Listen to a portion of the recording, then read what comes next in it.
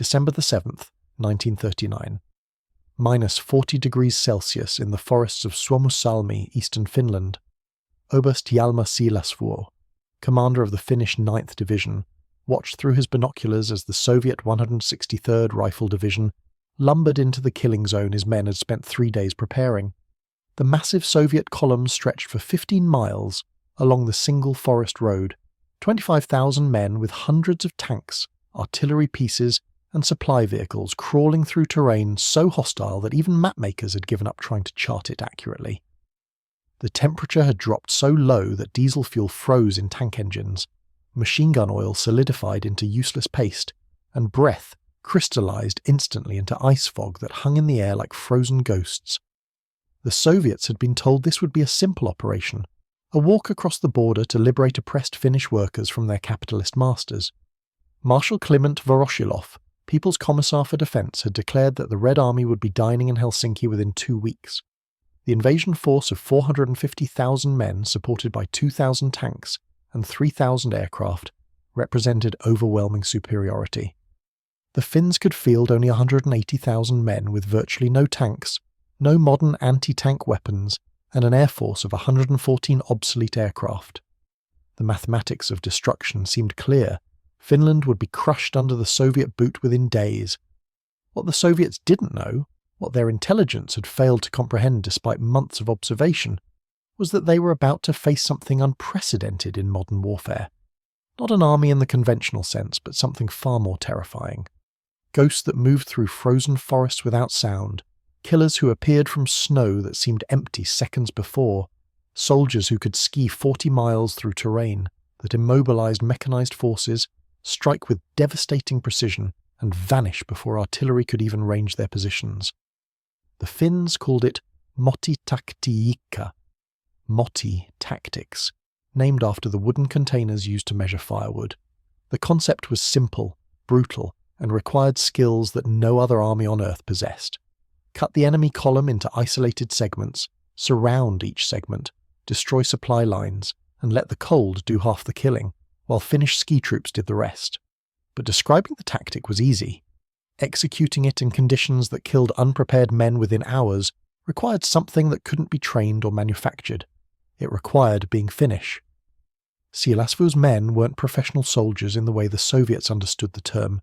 They were farmers, loggers, hunters, and trappers who had grown up in forests where winter temperatures routinely hit -50. They had learned to ski before they could properly walk, not for sport but for survival.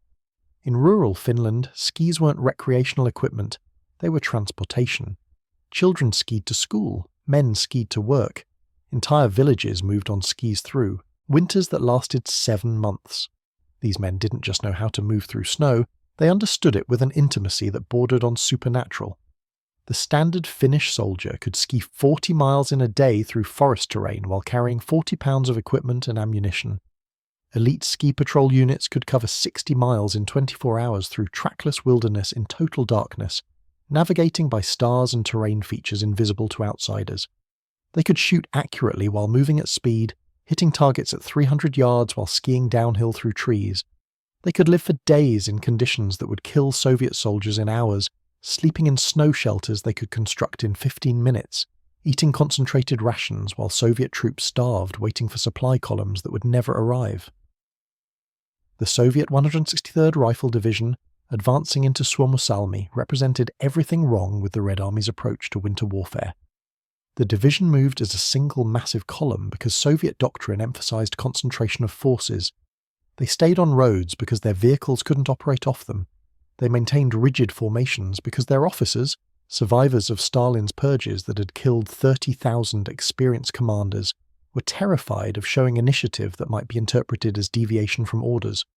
The result was a military caterpillar 15 miles long and 50 yards wide, completely unable to maneuver, defend itself, or even feed itself without maintaining its vulnerable supply line. Siilasvuo had positioned his men in the forests flanking the road in positions that were invisible even from 20 yards away. Finnish soldiers wore snow camouflage, simple white sheets and hoods that rendered them nearly undetectable against the snow. They had learned to move with glacial patience, taking hours to cover distances they could have skied in minutes because survival meant never being seen. Each man carried a Suomi KP-31 submachine gun, a Finnish-designed weapon that would prove to be the finest submachine gun of the war. With a 71-round drum magazine and a rate of fire of 900 rounds per minute, the Suomi could put 15 rounds into a man-sized target at 50 yards in less than 2 seconds. In the hands of men who had hunted wolves and bears since childhood, it was a weapon of surgical precision. The Finnish strategy was based on a profound understanding of logistics and psychology. The Soviet column consumed enormous quantities of supplies. Each day, 25,000 men needed 50 tons of food, 30 tons of ammunition, 10,000 gallons of fuel, and countless tons of other equipment. All of it had to flow along a single road through hostile territory. Cut that road, and the mighty Red Army column became a dying beast, slowly freezing and starving while unable to fight an enemy it couldn't see. On December 11, 1939, the Finnish ski patrols struck for the first time. The attack came at dawn, though in Finnish December that meant a brief twilight that barely qualified as daylight. A supply convoy of 30 trucks crawling toward the main column was hit simultaneously at 3 points. Finnish soldiers materialized from the forest, white ghosts emerging from snow that had appeared empty moments before. The Suomi submachine guns opened up at point-blank range, their distinctive bark carrying through the frozen air. Soviet drivers died at their wheels. Guards were cut down before they could unsling their rifles. In less than 5 minutes, 30 trucks were burning, their supplies destroyed, their guards dead or dying in the snow. Before Soviet reinforcements could arrive, the attackers had vanished back into the forest, moving on skis at speeds no pursuit could match. The psychological impact was immediate and devastating. The Soviet soldiers realized they were trapped in a frozen hell where death could come from any direction at any moment. The forests that pressed in on both sides of the road weren't empty wilderness.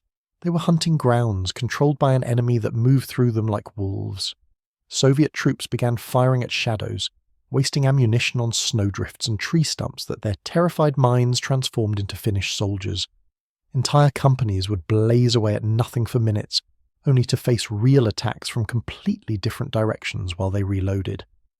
Major Ivan Kulikov of the 163rd Division's 602nd Rifle Regiment described the terror in his diary, captured after his death.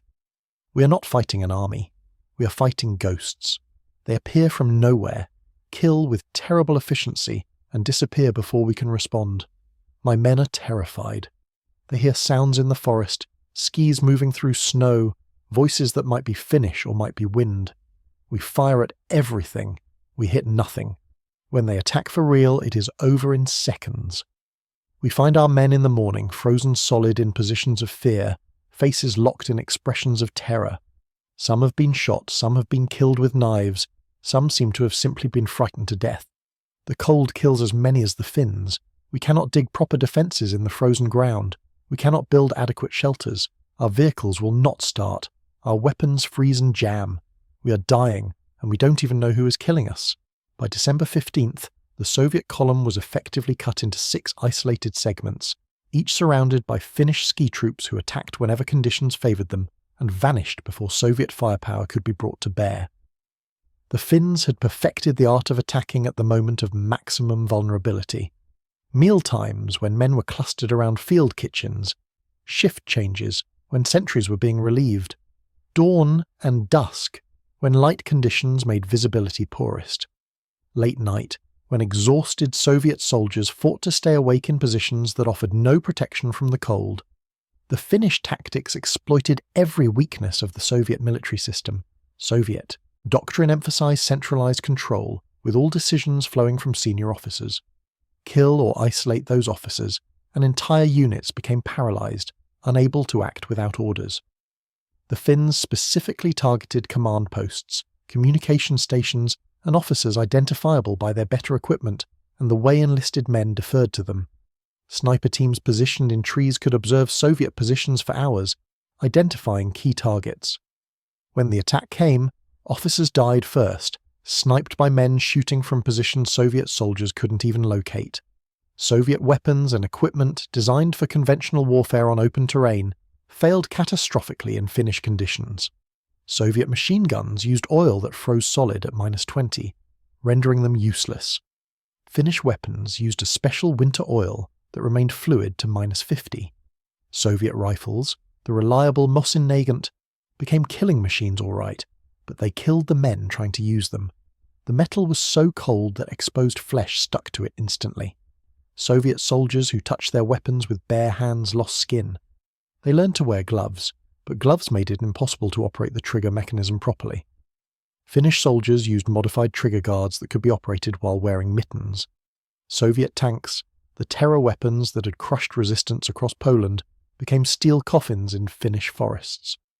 The T-26 and T-28 tanks couldn't operate off roads, and on roads they were limited to the speed of the slowest vehicle in the column. Finnish ski troops would position themselves in the forests, wait for tanks to pass, then attack the vulnerable supply vehicles behind them. With the supply line cut, the tanks would run out of fuel and ammunition, becoming stationary bunkers that couldn't maneuver or retreat. Finnish engineers would then approach under cover of darkness, place explosives or Molotov cocktails against the engine compartments, and destroy the immobilized vehicles. The Molotov cocktail, named mockingly after Soviet Foreign Minister Vyacheslav Molotov, became a symbol of Finnish resistance. The Finns developed an improved version using a mixture of gasoline, kerosene, tar, and potassium chlorate. When thrown against a tank's engine compartment, the mixture would burn hot enough to crack engine blocks and ignite fuel tanks.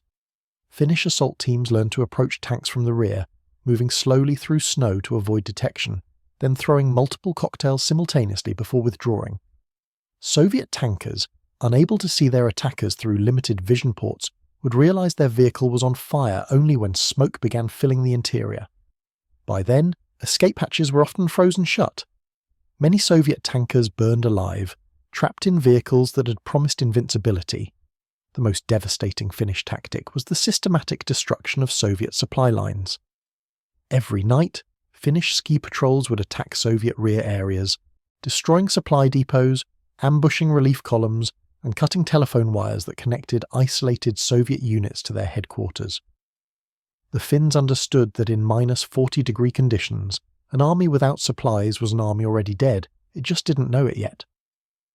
Soviet soldiers began to starve. Rations, already inadequate, became non-existent as supply trucks were destroyed or unable to move through the snow. Men tried to supplement their diet with whatever they could find. They slaughtered horses, eating the meat raw because fires would attract Finnish attention. They boiled tree bark and leather equipment trying to extract any nutritional value. Some resorted to eating frozen corpses of their own dead. Medical supplies ran out, meaning even minor injuries became death sentences. A cut that would heal in a week during summer would become infected and gangrenous within days in the cold. Without antibiotics, wounded men died slowly, their screams carrying through the frozen night, breaking the morale of survivors who knew they might be next. The cold was a weapon more effective than any firearm. Soviet uniforms designed for temperate climates provided inadequate insulation. Soviet soldiers wore thin cotton uniforms with minimal layers. Their boots were leather with thin soles that provided no insulation from the snow. Within hours of being deployed to defensive positions, men would lose sensation in their feet. Frostbite would set in, toes would blacken and die. Men would try to warm their feet by fires, only to have Finnish snipers shoot anyone who approached the flames. The choice was freeze or die, and many Soviet soldiers chose to die quickly rather than slowly freeze. Finnish soldiers, by contrast, wore multiple layers of wool and cotton, with outer garments made from windproof fabric. Their boots were designed for Arctic conditions, with thick felt linings and multiple layers. They understood that staying alive in Finnish winter required constant movement and proper equipment. Finnish soldiers would ski constantly, maintaining body heat through exercise. When they stopped, they would immediately construct snow shelters or take positions that blocked the wind. They carried concentrated rations, pemmican made from fat and meat that provided maximum calories with minimum weight. They could eat while moving, maintaining their energy levels throughout days of continuous operation. The Battle of Suomussalma reached its climax between December 27th and January 8th, when Finnish forces systematically destroyed the surrounded Soviet divisions. The tactics were methodical and brutal. Finnish ski patrols would approach isolated Soviet positions under cover of darkness, moving silently through the forest. They would position themselves within 50 yards of Soviet positions, close enough to throw grenades and engage with submachine gun fire. Then they would wait for dawn. The attacks came at first light, when exhausted Soviet soldiers who had spent the night trying to stay alive in the cold were at their weakest. The Finns would open fire simultaneously from multiple positions, creating crossfires that made survival impossible. Soviet soldiers trying to return fire would expose themselves and be immediately shot by Finnish marksmen positioned in trees or behind snowbanks. Those who tried to flee would be cut down by machine gun fire. Those who stayed in position would be killed by grenades or simply frozen to death as Finnish forces moved on to the next target. Sergeant Väinö Linna, who fought at Suomussalmi and later became one of Finland's most famous authors, described the aftermath of one attack. "We approached a Soviet position at dawn. I counted 120 men, an entire company frozen in their defensive positions. Some had died from Finnish bullets, you could see the wounds, but most had simply frozen. They sat in their positions, rifles across their laps, frozen solid. Their faces showed no expression. Death by freezing is supposed to be peaceful at the end after the pain stops. But these men didn't look peaceful. They looked terrified. They had died knowing they were dying, unable to do anything about it. We didn't bother to bury them. The ground was frozen solid. We just moved on to the next position. By January 8th, 1940, the Soviet 163rd and 44th Rifle Divisions had been completely destroyed. Of 25,000 Soviet soldiers who had entered the Suomussalmi region, fewer than 8,000 escaped. The Finns captured 43 tanks, 71 artillery pieces, 278 trucks, 1,370 horses, and enough small arms to equip several divisions. Finnish casualties were 900 dead and 1,670 wounded. The kill ratio of 12-1 was unprecedented in modern warfare. The victory at Suomussalmi was replicated across the Finnish front. At Tolvajärvi, at Kolla, at Taipei, Finnish ski troops used identical tactics to destroy Soviet forces that outnumbered them by factors of 3-1 or more.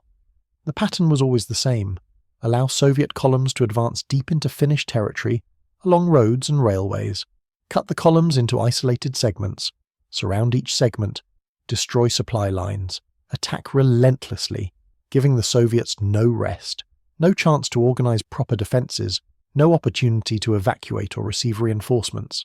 Let the cold and starvation do half the work. Then, when Soviet soldiers were weakened and demoralized, finish them with close-range attacks that maximized Finnish advantages in mobility and marksmanship. The Soviet response to Finnish tactics revealed fundamental weaknesses in Red Army doctrine and training. Soviet commanders, trained in offensive operations on open terrain, had no conceptual framework for fighting in dense forests against an enemy that refused to mass its forces for conventional battle. They tried to apply standard tactics, massing artillery and aircraft to bombard Finnish positions. But Finnish positions were rarely where Soviet intelligence reported them. Finnish units would occupy a position long enough to launch an attack, then withdraw before Soviet firepower could be directed against them. Soviet artillery would blast empty forests, wasting ammunition, destroying trees, while Finnish soldiers watched from positions miles away. Soviet attempts to adapt failed because the Red Army lacked the fundamental skills required for winter forest warfare. Soviet soldiers couldn't ski, couldn't navigate through forests without roads, couldn't construct adequate shelters, couldn't maintain their weapons in extreme cold. When Soviet commanders ordered ski units to be formed, the results were catastrophic. Soviet soldiers, given skis for the first time in their lives, were expected to somehow match Finnish soldiers who had been skiing since childhood. They fell constantly, broke equipment, exhausted themselves covering distances Finnish soldiers could ski in their sleep. When they encountered actual Finnish ski patrols, the mismatches were so one-sided they barely qualified as combat. Lieutenant Dmitry Oskin commanded a Soviet ski patrol unit formed in January 1940. His report to headquarters, filed 2 days before he was killed, documented the futility of trying to match Finnish capabilities. "My men cannot ski. We spent 3 days trying to reach a reported Finnish position, 15 kilometers from our base. We became lost. Half the men suffered frostbite. We never found the Finnish position. On our return, we were ambushed by Finnish ski troops. They appeared from the forest, fired from 50 meters, and withdrew before we could respond. We suffered 23 killed and 31 wounded. We saw approximately 15 Finnish soldiers. They moved through the forest faster than we could move on roads. We fired over 3,000 rounds. We hit nothing. This is not warfare. This is massacre. My men are terrified. They know we cannot defeat these ghost soldiers who own the forest. The most effective Finnish ski soldiers were the Sissi units, elite reconnaissance and raiding forces that operated deep behind Soviet lines. These men would ski 60 or 70 miles into Soviet rear areas, attack supply depots and communication centres, then withdraw before Soviet forces could organise pursuit. The Sissi units achieved strategic effects completely disproportionate to their small numbers. A single Sissi patrol of 20 men could paralyse an entire Soviet division by destroying its supply infrastructure and creating paranoia about security. Major Alpo Martinen commanded a Sissi unit that operated in the Ladoga-Karelia region. His unit of 35 men spent 2 months behind Soviet lines, living off the land, attacking targets of opportunity, and avoiding detection. His after-action report described operations that bordered on the unbelievable. We skied approximately 1,800 kilometers during our 2-month deployment. We destroyed 14 supply depots, 3 ammunition dumps, 2 command posts, and numerous vehicles and equipment. We killed an estimated 200 Soviet soldiers. We suffered 0 casualties. The key to our success was complete mobility and intimate knowledge of terrain. We moved constantly, never sleeping in the same location twice. We cached supplies throughout our area of operations, allowing us to resupply without returning to Finnish lines. We avoided large Soviet formations and attacked only when we had overwhelming local superiority. When Soviet forces attempted to pursue us, we simply skied away. They could not match our speed or endurance. After the first week, Soviet commanders stopped trying to chase us. They concentrated on defending high-value targets. We concentrated on everything else. Finnish snipers became legendary during the Winter War, and the most famous was Simo Heiha, later known as the White Death. Heiha, a farmer from the Rautjärvi region, had spent his entire life hunting in Finnish forests. He was a master of fieldcraft, able to remain motionless for hours in conditions that would kill ordinary men waiting for the perfect shot. His weapon was a Finnish M28-30 rifle, a modified version of the Mosin Nagant action, built to Finnish specifications with tolerances and accuracy that exceeded Soviet versions. Heiha used iron sights rather than a scope, because scopes could reflect light and reveal his position, and because scopes could fog or ice over in extreme cold.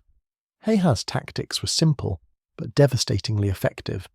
He would establish a position in the forest with clear sight lines to Soviet positions, typically 150 to 400 yards away.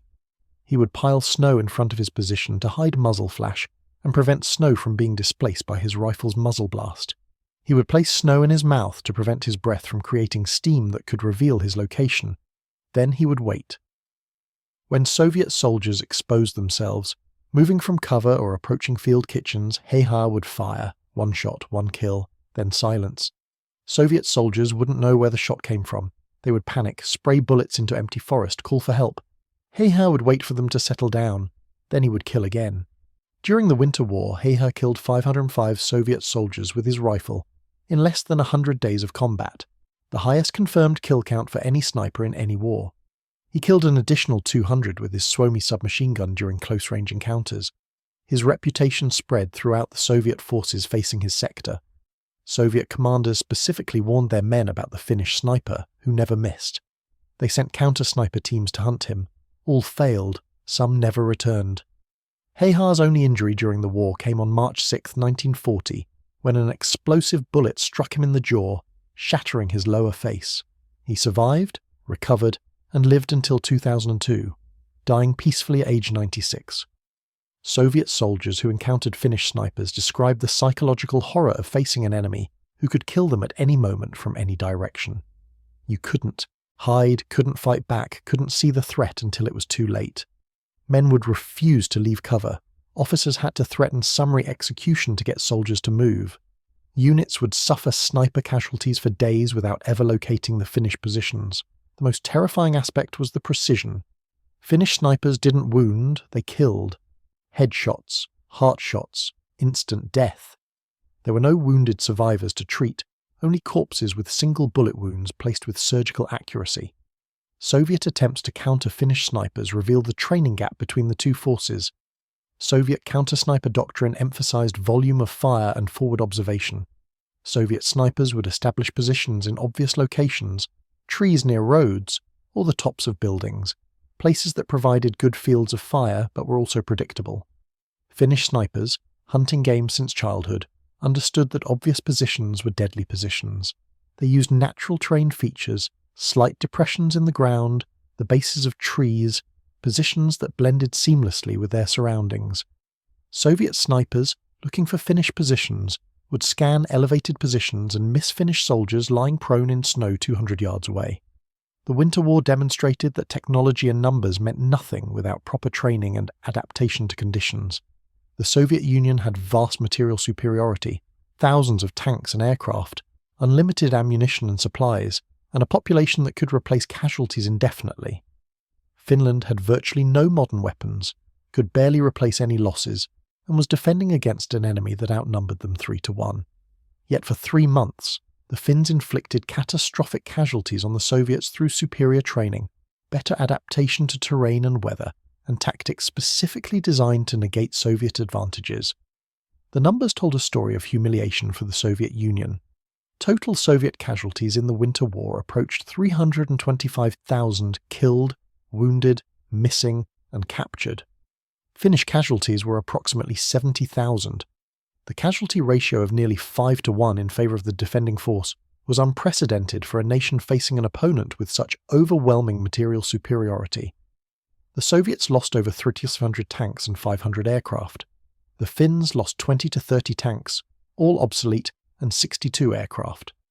The kill ratios in air combat and armoured warfare were even more lopsided than infantry combat, revealing that Soviet advantages in technology meant nothing when employed by poorly trained crews against defenders who understood the terrain. The Battle of Kolla exemplified Finnish defensive determination. A single Finnish infantry regiment, the 34th Infantry Regiment numbering approximately 4,000 men, held the Kolla River line against repeated Soviet attacks by forces that eventually numbered over 25,000. The Finnish position was anchored on a river that formed a natural defensive barrier, but the Soviets had overwhelming artillery support and attempted to simply blast the Finnish positions into oblivion. For 105 days, from December 1939 to March 1940, the Finns held. The Soviet artillery fired over 150,000 shells at Finnish positions. Finnish casualties were heavy, approaching 50%, but they didn't break. Every Soviet attack was met with disciplined rifle fire and machine gun fire that cut down Soviet infantry attempting to cross the frozen river or assault through the forests. When Soviet forces achieved temporary penetrations, Finnish counterattacks drove them back. The Finnish battle cry at Kolla, "Kolla holds," became a national symbol of resistance. Colonel Paavo Talvela, commanding the defence at Kolla, employed tactics that maximised Finnish strengths while exploiting Soviet weaknesses. He positioned machine gun nests in locations that created interlocking fields of fire across the most likely Soviet approach routes. He maintained mobile reserves that could rapidly reinforce threatened sectors. He ordered aggressive patrolling, sending Finnish ski troops into Soviet rear areas to attack supply lines and create uncertainty.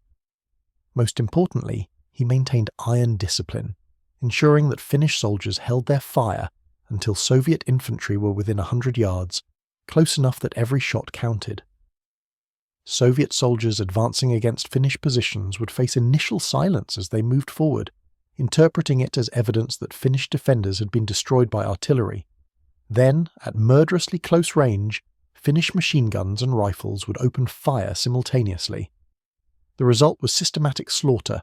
Soviet attack formations would be cut down before they could even deploy into assault lines. The Winter War ended on March 13, 1940, with the Treaty of Moscow. Finland ceded 11% of its territory, including the city of Viipuri and much of Karelia. The Soviets had achieved their territorial objectives, but at catastrophic cost. The Red Army's reputation as an invincible fighting force was shattered. Stalin was humiliated. The officer corps was discredited. Foreign observers, particularly German military intelligence, concluded that the Soviet military was a paper tiger, poorly led and inadequately trained. This assessment would influence Hitler's decision to invade the Soviet Union in 1941, a decision based partly on observations of Soviet performance against Finland. The Finnish victory in tactical terms was complete. They had demonstrated that well-trained infantry, fighting on familiar terrain with superior fieldcraft and tactics, could defeat a vastly larger force equipped with modern weapons. The lessons of the Winter War influenced military thinking throughout the Second World War. The importance of winter training, the effectiveness of ski troops in forest warfare, the vulnerabilities of mechanized forces operating on restricted terrain, and the psychological impact of invisible attackers became standard elements of military doctrine. After the war, Soviet military leadership underwent another purge, this time targeting commanders who had failed in Finland. Marshal Kliment Voroshilov was removed as defense commissar. Dozens of generals were demoted or executed. The Red Army underwent massive reforms, improving winter training, developing better equipment for cold weather operations, and revising doctrine to account for lessons learned. These reforms would prove critical when Germany invaded in 1941, allowing the Soviets to fight effectively through the winter that stopped the Wehrmacht outside Moscow. Finnish soldiers returned to their farms and forests as legends. They had faced impossible odds and survived. They had killed tens of thousands of Soviet soldiers while suffering relatively modest casualties themselves. They had demonstrated that courage, skill, and intimate knowledge of terrain could overcome material disadvantage. But the cost was heavy. Finland lost 11% of its territory, home to 12% of its population. 400,000 Finns became refugees, forced to abandon their homes in the ceded territories. The economic damage was severe, and the Finns understood that the peace was temporary, that Stalin would return. In 1941, when Germany invaded the Soviet Union, Finland entered the war again on Germany's side, seeking to recover lost territory. The Continuation War, as Finns call it, lasted from 1941 to 1944. Finnish ski troops again proved their worth, fighting in the forests of Karelia using tactics perfected during the Winter War. But the Second War ended with Finland again forced to cede territory and pay reparations. The Winter War remained Finland's greatest military achievement, a demonstration of how a small nation could defend itself against a superpower through superior training, tactics, and sheer determination. The legacy of the Winter War extends beyond military history. It became a defining moment in Finnish national identity, proof that Finns would fight rather than surrender, that they possessed sisu, the Finnish concept of stoic determination and resilience. The image of the Finnish ski soldier, white ghost moving through frozen forests, invisible and unstoppable, became iconic. Soviet veterans who survived the Winter War spoke of Finnish ski troops with a mixture of respect and fear for the rest of their lives. They had seen things that defied explanation, soldiers who could move 60 miles through forests in a day, marksmen who could kill at distances that seemed impossible, men who could survive in conditions that killed Soviet soldiers within hours. In 1985, Mikhail Gorbachev, then General Secretary of the Soviet Union, visited Finland. During a dinner with Finnish veterans of the Winter War, he made a statement that encapsulated Soviet realization about what had happened in 1939 and 1940. We came as liberators and found we were conquerors. We came with overwhelming force and found ourselves helpless. We came as modern warriors with tanks and aircraft and found ourselves defeated by men on wooden skis. The Winter War taught us that size and strength mean nothing without wisdom and understanding. You taught us that lesson at terrible cost to both our nations. The Finnish veterans at that dinner, old men in their 70s and 80s, nodded quietly. They remembered the frozen forests, the terrible cold, the fear and exhaustion, the friends who hadn't returned. They remembered skiing through darkness, attacking enemies they could barely see, surviving through skill and luck and pure determination. They had been young men defending their homes against impossible odds. They had become legends. The last surviving veteran of Finland's ski troops, Aino Haavisto, died in 2018 at age 101. In his final interview, recorded weeks before his death, he was asked about his memories of the Winter War. His response captured the essence of the Finnish experience. We weren't heroes. We were farmers and loggers and hunters doing what had to be done. The Soviets came to take our country. We stopped them. We used the tools we had, our skis, our rifles, our knowledge of the forests and the winter. We used the land itself as a weapon. The cold killed as many Russians as we did. The forest hid us while exposing them. We didn't win, not really. We lost land, we lost friends, but we survived as a nation. That was victory enough. The Finnish ski soldiers of the Winter War demonstrated that training, tactics, and terrain knowledge could overcome overwhelming material superiority. They showed that technology was worthless in the hands of troops unprepared for the environment they were fighting in. They proved that small numbers of highly skilled soldiers, fighting on home ground with superior fieldcraft, could defeat vastly larger forces. The lessons they taught were written in blood in frozen forests, validated by Soviet corpses that littered the landscape by the tens of thousands. The Germans who would invade the Soviet Union 2 years later should have paid attention. The winter that stopped the Wehrmacht outside Moscow in 1941 employed weapons the Finns had already mastered: cold, snow, and the deadly effectiveness of defenders who understood how to use both. But that's another story, written in another frozen landscape by another army that underestimated the power of winter and the men who knew how to fight in it. The Continuation War began on June 25, 1941, 3 days after Germany launched Operation Barbarossa against the Soviet Union. Finland's entry was presented as a separate conflict, a defensive war to reclaim territory lost in the Winter War. But the reality was more complex. Finland coordinated with Germany, received German military aid, and fought alongside Wehrmacht forces in the Arctic. Yet the Finns maintained they were co-belligerents, not allies, fighting their own war for their own purposes. This distinction would prove crucial when the war turned against Germany. Marshal Carl Gustaf Emil Mannerheim, commander of Finnish forces, understood that this war would be different. The Soviet Union in 1941 was not the Soviet Union of 1939. Stalin had purged the incompetent commanders who failed in Finland. The Red Army had learned brutal lessons about winter warfare. Soviet equipment had been updated. Soviet soldiers now received winter training. The easy victories of the Winter War would not be repeated. Finnish strategy reflected this reality. Rather than attempting to defend along the 1940 border, Mannerheim planned an immediate offensive to reclaim lost territory, while the Soviets were reeling from the German invasion. Finnish forces would advance to defensible positions, then dig in and hold. There would be no attempt to push beyond Finland's 1939 borders except in East Karelia, a region inhabited by ethnic Finns that had never been part of independent Finland but which Finnish nationalists considered rightfully Finnish. The initial Finnish advance in summer 1941 was rapid and devastating. Finnish troops, many of them Winter War veterans, swept across the border and reclaimed the territory lost in 1940 within weeks. The tactics were familiar but refined. Finnish ski troops, now fighting in summer, adapted their methods to forested terrain without snow. They still used forest for concealment, still attacked supply lines, still employed Motti tactics to isolate and destroy Soviet formations. But now they had better weapons, including German-supplied anti-tank guns and artillery, and they faced Soviet forces that were simultaneously fighting the Wehrmacht's massive invasion to the south. Lieutenant Colonel Paavo Talvela, the defender of Kola in the Winter War, now commanded the 6th Division advancing toward Viipuri. His forces moved with shocking speed, covering 60 miles in 5 days through terrain the Soviets had assumed would slow any attack. Talvela's tactics exploited Soviet weaknesses ruthlessly. Soviet forces in Karelia were second-line troops, older reservists and newly mobilized conscripts, because Stalin had sent his best units to face the German threat. These troops lacked the training and equipment to face Finnish veterans who knew every forest trail and lake crossing in the region. The battle for Viipuri, Finland's second-largest city before the Winter War, began on August 23, 1941.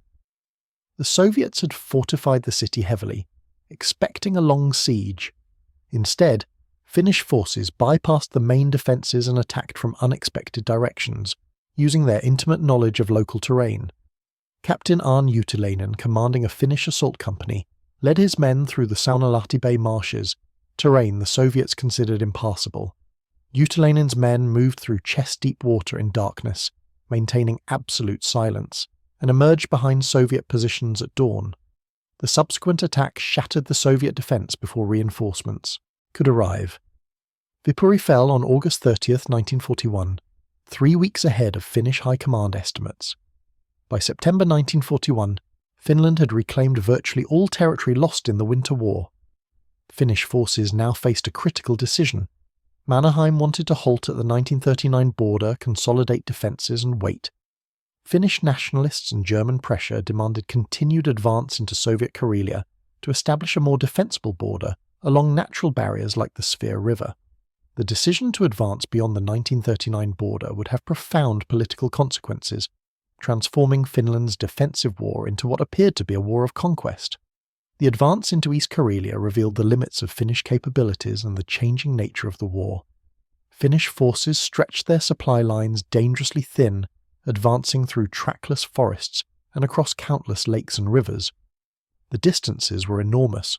From the 1939 border to the Svir River was over 200 miles of wilderness with virtually no roads. Finnish logistics, adequate for defensive operations close to bases, struggled to maintain offensive operations at such distances. The Red Army, no longer collapsing under German pressure, began to stiffen its resistance. The Battle of Ennislinna in October 1941 demonstrated that Soviet forces had learned from their Winter War defeats. Finnish forces approaching the town found Soviet defences in depth, with multiple fallback positions, pre-registered artillery fires, and mobile reserves capable of rapid counterattack. The Soviet commander, General Philip Gorilenko, had studied Finnish tactics extensively. He positioned his forces to deny Finnish ski troops the forest they needed for concealment, keeping his main forces in open terrain where Finnish infiltration tactics couldn't work. He maintained aggressive patrolling, preventing Finnish scouts from establishing the detailed reconnaissance that preceded their best attacks. When Finnish forces attacked, they faced coordinated artillery fire that forced them to assault across open ground into prepared defences. It was conventional warfare, and in conventional warfare the Soviets had advantages in artillery and numbers. The Finns took Ennislinna after 2 weeks of fighting, but at heavy cost. Finnish casualties exceeded 200 killed and wounded, comparable to casualties from entire months during the Winter War. The kill ratios that had so favoured Finland were declining. Soviet soldiers now had winter equipment, white camouflage, and training in forest warfare. They still weren't as skilled as Finnish soldiers, but they no longer died helplessly. More importantly, the Soviets had learned to use artillery to shape the battlefield, denying Finns the close terrain they preferred and forcing them to fight in ways that negated their advantages. By December 1941, Finnish forces had reached their objectives, establishing a line from the Gulf of Finland along the Svir River to Lake Onega, then north to the old border. The front stabilised. Finland had reclaimed its lost territory and added significant portions of Soviet Karelia. But the cost had been steep. Finnish casualties in the 1941 offensive exceeded 25,000 killed and wounded. The Finnish economy, mobilised for total war, was straining under the burden of maintaining 475,000 men under arms from a population of less than 4 million. The period from December 1941 to June 1944 was characterised by static warfare along the Karelian front. The Finns called it the Trench War, a period of relative quiet broken by patrol actions, artillery duels and occasional local attacks. But calling it quiet was relative. Men still died, killed by snipers, artillery, patrol clashes, disease and accidents. The difference was scale. Instead of thousands dying weekly, dozens died weekly. For soldiers manning frozen trenches and bunkers, the distinction was academic. Finnish defensive positions in Karelia represented the culmination of their defensive doctrine. They built fortifications in depth, with multiple lines of bunkers, trenches and fighting positions. They used terrain ruthlessly, positioning defences on reverse slopes where Soviet artillery couldn't achieve direct fire, behind rivers and lakes that channeled Soviet attacks into killing zones, in forests where Soviet armour couldn't operate. Every defensive position had prepared fallback positions, allowing defenders to withdraw under pressure and counterattack when Soviet forces overextended themselves. The VT line, as Finns called their main defensive position, stretched across the Karelian Isthmus from the Gulf of Finland to Lake Ladoga. It consisted of 3 defensive belts, each several miles deep, anchored on concrete bunkers housing machine guns and anti-tank weapons. Finnish engineers had studied German defensive doctrine and Soviet offensive methods, creating defences specifically designed to stop Soviet breakthrough attempts. The result was a fortified zone that would require massive Soviet resources to penetrate. Finnish soldiers during the trench war period lived in conditions that varied from uncomfortable to deadly, depending on season and location. Winter positions, while cold, were relatively safe from disease but exposed men to frostbite and exhaustion, from the constant labour of keeping positions clear of snow. Summer positions were more comfortable temperature-wise, but plagued by mosquitoes in numbers that observers described as apocalyptic. Karelian summers featured mosquito swarms so dense they could suffocate animals. Soldiers wore netting constantly, covered exposed skin with tar-based repellents that barely worked, and endured bites that caused infections and fever. The static front allowed both sides to employ snipers extensively. Finnish snipers continued their winter war practices, using natural terrain and patient fieldcraft to kill Soviet soldiers at ranges up to 500 yards. But Soviet snipers had improved dramatically. They now used proper camouflage, employed decoys and misdirection, and worked in teams with spotters. The sniper war became a deadly chess match where both sides used every trick of concealment and deception. Life expectancy for careless soldiers on either side was measured in hours once snipers identified their positions. Corporal Sulo Kolka, a Finnish sniper operating near Rukajärvi in 1942, kept a detailed diary of his experiences. His entries revealed the psychological toll of sniper warfare. July 15th, 1942. Killed a Russian officer at 380 meters. Clean headshot. He was smoking a cigarette. Probably thought he was safe behind his trench parapet. He was wrong. His men recovered the body after dark. I watched them through my scope. Young men, scared, angry. One of them cried, "I felt nothing. This is what war has made us. Killers who feel nothing." July 23rd, 1942. A Russian sniper nearly got me today. Bullet passed within centimeters of my head. I never saw him, neither did my spotter. We evacuated the position immediately, returned 6 hours later by a different route, and found the Russian still in position, waiting for us to return the obvious way. I killed him from 420 meters, shooting through concealment that should have protected him. His optics gave him away, lens reflection in late afternoon sun. Such a small mistake. It cost him everything. August 4th, 1942. Killed 3 Russians today. Supply carriers moving between positions. Easy shots. They weren't even being cautious. I wonder what their families will be told. Died heroically for the motherland, probably. Reality is they died because they got careless on a supply run. There's no glory here. Just mathematics. I shoot. They die. Someday someone will shoot me. I'll die. The war continues. The patrol war along the Karelian front was a constant low-intensity conflict that never appeared in official battle histories, but consumed lives steadily. Both sides sent patrols into no man's land nightly, seeking information, prisoners, and opportunities to inflict casualties. Finnish patrols, led by men who knew the forest intimately, generally had the advantage. They moved silently, used terrain for concealment, and attacked only when conditions favoured them. Soviet patrols, following doctrine that emphasised aggressive action, often walked into ambushes. A typical Finnish patrol action from March 1943 illustrated their methods. Lieutenant Eino Luukkonen led a 12-man patrol with orders to capture prisoners from Soviet positions near Lake Ladoga. Luukkonen's team spent 2 days observing Soviet positions from concealed locations, noting patterns of movement, guard rotations, and terrain features. On the third night, they moved into position 50 yards from a Soviet listening post, a small bunker manned by 3 soldiers. At 300 hours, when Soviet guards were at their least alert, the Finns attacked. They used knives and suppressed submachine gun fire, killing 2 Soviet soldiers, and capturing the third before neighbouring positions realised an attack was occurring. The patrol withdrew with their prisoner before Soviet reinforcements arrived, having suffered 0 casualties. The captured Soviet soldier provided information about unit dispositions, morale, and supply status that Finnish intelligence used to plan future operations. Soviet patrol tactics improved through 1942 and 1943, but they never matched Finnish capabilities in forest warfare. Soviet patrols operated with larger numbers, better communications, and heavier weapons. But size and firepower meant noise and reduced mobility. Finnish scouts could hear Soviet patrols moving from hundreds of yards away, giving them time to establish ambush positions or avoid contact entirely.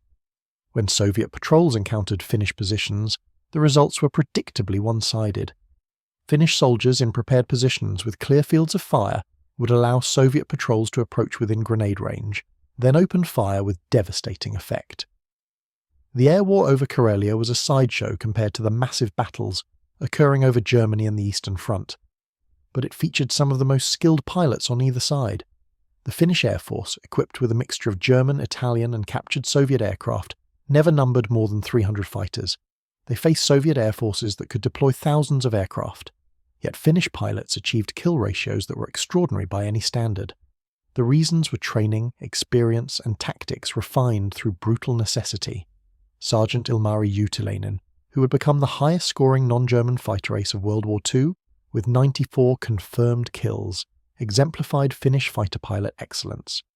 Juutilainen flew obsolete aircraft for much of his career, including the Brewster Buffalo, a fighter considered hopeless by American and British standards. In Finnish hands against Soviet opposition, the Buffalo became a deadly weapon. Juutilainen's tactics emphasized energy management, situational awareness, and precision gunnery. He avoided dogfights when possible, instead using superior altitude and positioning to bounce Soviet formations, shooting down one or two aircraft, then disengaging before Soviet fighters could respond. His shooting was legendary. He fired short bursts, typically 100 rounds or less per kill, conserving ammunition while achieving kill probabilities that approached certainty at ranges under 200 yards. Soviet pilots over Karelia faced the same problems Soviet ground forces had encountered. They were fighting in an environment that favoured defenders who knew the terrain intimately. Finnish pilots operated close to their bases, allowing them to refuel and rearm quickly. They could take off, intercept Soviet formations, land and be airborne again within 30 minutes. Soviet pilots operated at the extreme limit of their range, with barely enough fuel for combat before having to return to bases hundreds of miles away. When Soviet aircraft were damaged, crews faced long flights over hostile territory, with the constant threat of forced landings in forests controlled by Finnish forces. Finnish pilots who were shot down could often walk back to their bases within days. Soviet pilots who were shot down over Finland usually spent the rest of the war in prisoner camps, if they survived at all.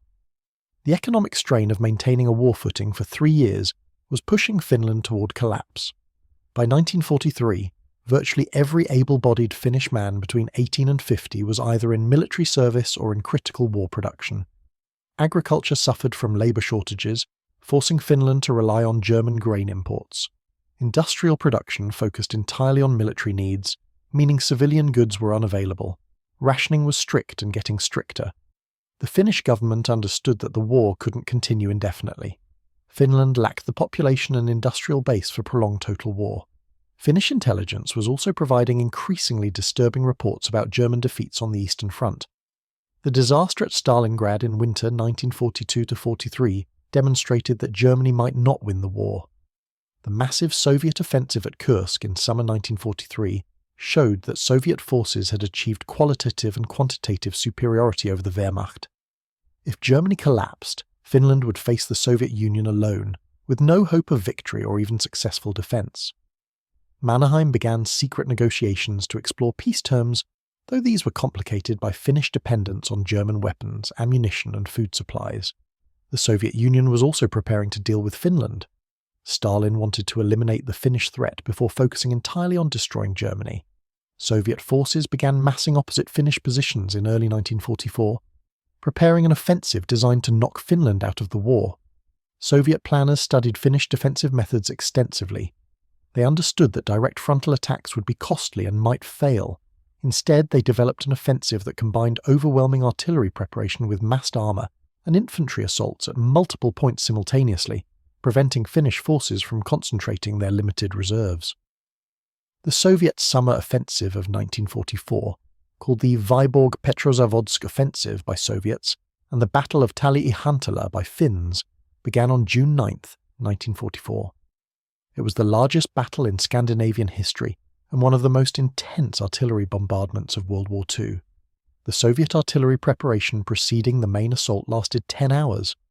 Over 1,000 Soviet guns and mortars fired at Finnish positions along a 12-mile front on the Karelian Isthmus. The bombardment consumed over 80,000 tons of ammunition, turning Finnish defensive positions into moonscapes of craters and destroyed fortifications. Captain Matti Lorela, commanding a Finnish infantry company in the VT line, described the bombardment in a letter written days later. "Hell is real, and I have been there. The shelling began at 600 hours and didn't stop until 1600. 10 hours of continuous bombardment. Our bunkers shook constantly. Soil and dust filled the air so thick you couldn't breathe. Men prayed, screamed, went mad. The sound was beyond description, continuous thunder that made thinking impossible. When it finally stopped, we emerged from our bunkers into a landscape from nightmare. Every tree was splintered, every building destroyed. The earth was churned to powder. Our communication trenches had disappeared, filled with soil from shell craters.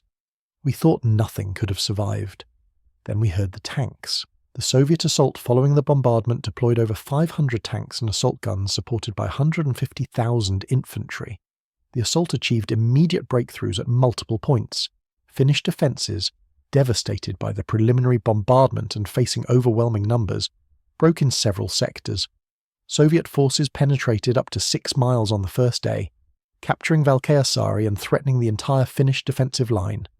Finnish reserves rushed forward to contain the breakthrough, but the situation was critical. If Soviet forces achieved a clean breakthrough, they could roll up the entire Finnish defensive position and drive to Helsinki virtually unopposed. The Finnish response demonstrated the tactical skill they had developed through 5 years of warfare. Unable to match Soviet firepower or numbers, they employed mobile defense tactics, allowing Soviet forces to penetrate, then counterattacking isolated spearheads before they could be reinforced. Finnish assault guns, primarily German-supplied Stygge 3 tank destroyers, engaged Soviet armour from prepared positions, destroying tanks at ranges where Finnish guns were effective while Soviet return fire was less accurate. Finnish infantry infiltrated between Soviet armoured columns, attacking supply vehicles and isolating tanks from their supporting infantry. The critical moment came on June 25, 1944, at the Battle of Tali-Ihantala, where Finnish forces stopped the Soviet advance through a combination of concentrated artillery fire, armoured counterattacks and desperate infantry defence. Finnish artillery, supported by German artillery units that Finland had specifically requested, fired over 100,000 shells in 24 hours, creating barrage fires that destroyed advancing Soviet infantry and disrupted armoured formations. Finnish assault guns, dug into concealed positions, waited until Soviet tanks were within 500 yards before opening fire, achieving kill ratios approaching 10-1 in individual engagements. Lieutenant Aino Peltonen, commanding a Finnish assault gun battery, described the battle. Soviet tanks came in waves, dozens at a time. We fired as fast as loaders could load. No time for careful aim, just point and shoot at the nearest target. My gun fired 37 rounds in 25 minutes. We destroyed 11 Soviet tanks, probably more, but those are confirmed kills. The sound was incredible, our gun firing, shells exploding, Soviet tanks burning. The heat was intense, summer sun and burning vehicles creating temperature that made breathing difficult. We lost one assault gun when a Soviet tank got a lucky shot through a vision port. The crew burned alive. We kept firing. What else could we do? The Battle of Tali-Ihantala continued until July 9, 1944. Soviet forces achieved tactical penetrations but couldn't break through Finnish defences completely. The cost was staggering for both sides. Finnish casualties exceeded 18,000 killed and wounded. Soviet casualties were estimated at 60,000 to 80,000, though exact figures remain disputed. Soviet forces captured significant territory, but failed in their strategic objective of destroying Finnish military capability and forcing unconditional surrender. By July 1944, Finland's situation was desperate despite the tactical success at Tali-Ihantala.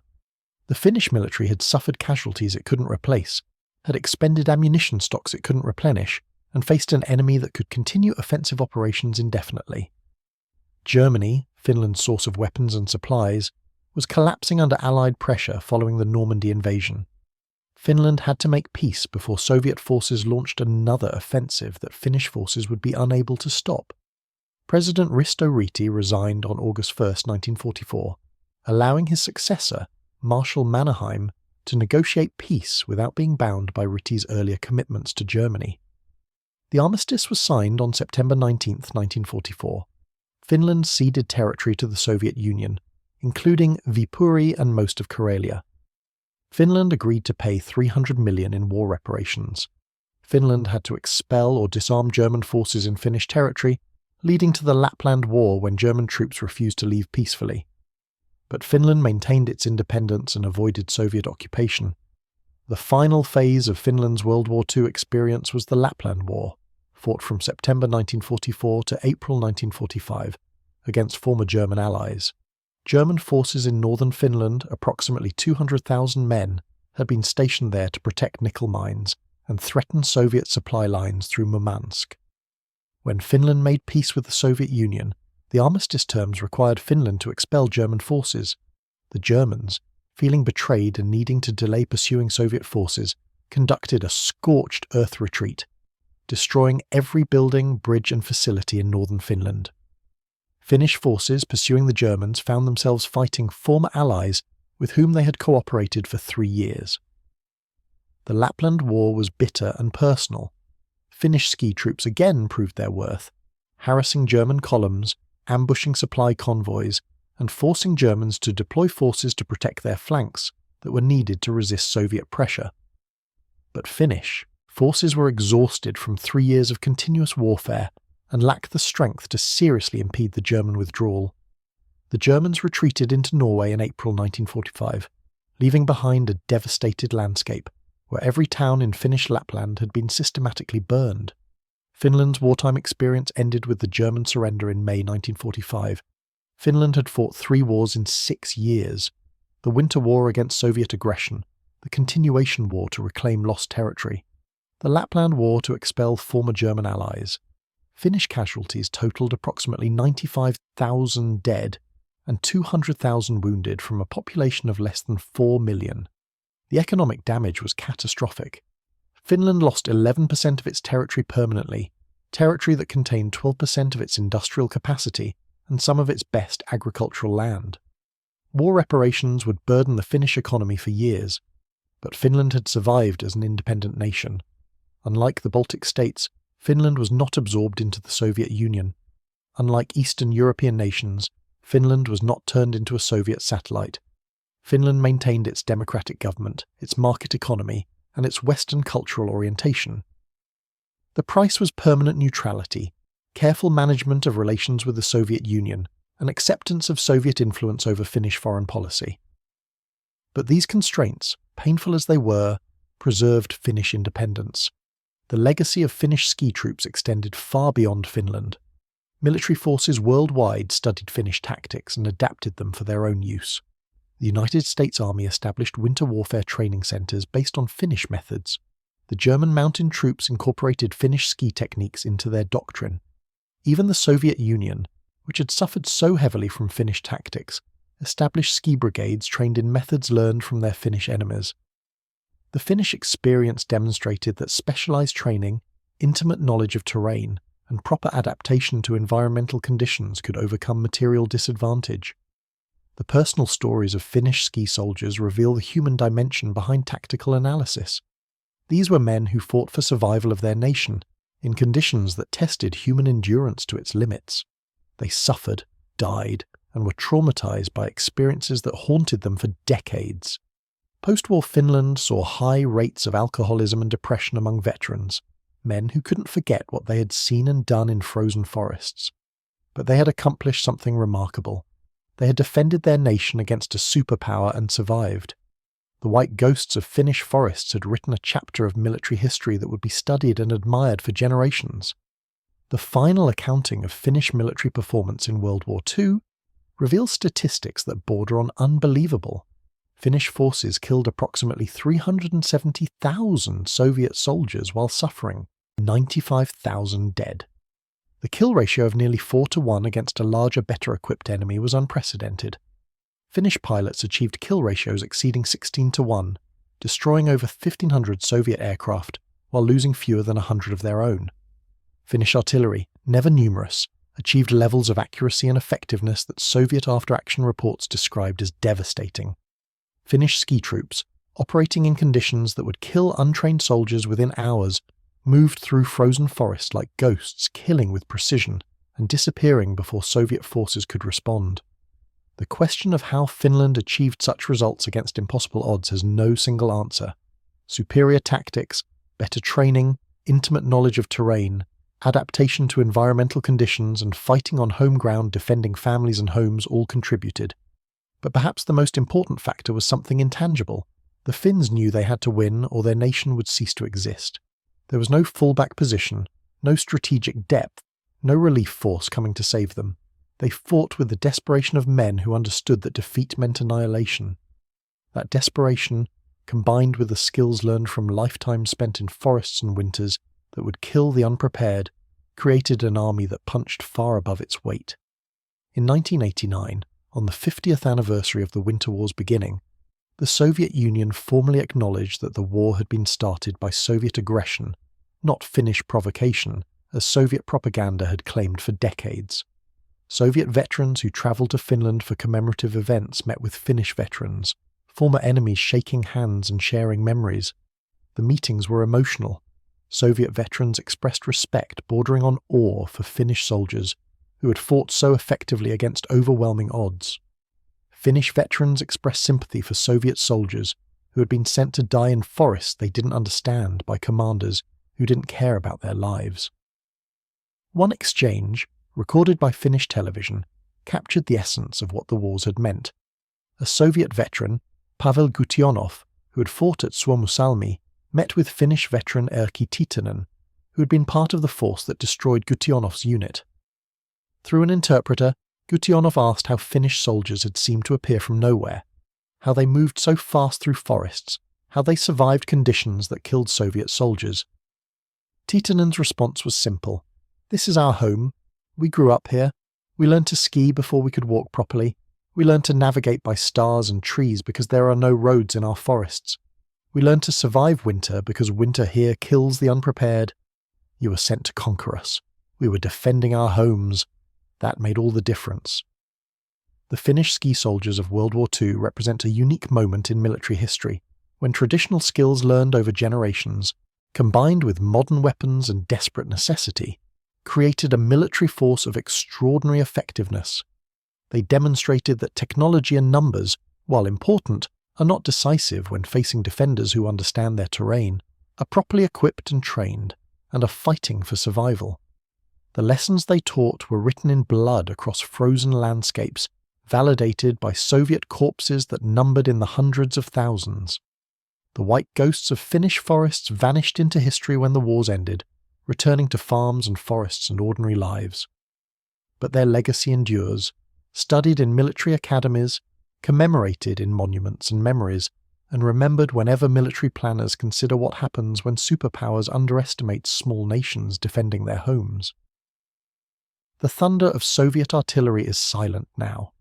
The frozen forests where hundreds of thousands died are peaceful. But the story of the Finnish ski soldiers remains, testimony to human courage, skill, and the will to survive against impossible odds.